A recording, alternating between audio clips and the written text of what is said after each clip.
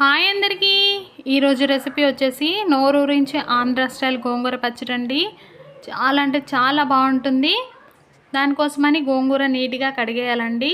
2-3 times అయితే కడగండి, ఇసుకంతా పోతుంది. నెక్స్ట్ ఒక 10 పచ్చిమిర్చి అయితే ఇలా విరగొట్టి వేసుకొని కొంచెం సాల్ట్ ఆయిల్ వేసేసుకొని ఒక చిన్న టీ కప్ వాటర్ వేసుకొని మూత పెట్టుకొని ఉడికించుకోవాలండి. చూడండి, నీళ్ళన్నీ ఇంకిపోయాక ఇలా వచ్చినప్పుడు పచ్చిమిర్చి సపరేట్ చేసుకొని రోట్లో వేసేసి దంచాలండి. ఇవి మెత్తగా దంచుకొని నెక్స్ట్ మనము గోంగూర ఉడికించుకున్న గోంగూర కూడా వేసేసుకొని మెత్తగా నూరుకోవాలండి. నెక్స్ట్ ఒక ఆనియన్ అయితే కట్ చేసి వేసుకోవాలి. ఆనియన్ మెయిన్ అండి. ముందు మనం ఉప్పు వేసాం కదా, అది సరిపోతే ఓకే, సరిపోకపోతే మళ్ళీ ఉప్పు వేసుకోండి. అంటే ఎంతో నోరూరించే గోంగూర పచ్చడి అయితే రెడీ అయిపోయిందండి. చాలా బాగుంటుంది. మీ ఇంట్లో ఎవరైనా ప్రెగ్నెంట్ వాళ్ళు ఉంటే ఇలా చేసి పెట్టండి, ఇష్టంగా తింటారు. ఓకే, నా వీడియో నచ్చితే ఒక లైక్ చేసేయండి. బాయ్.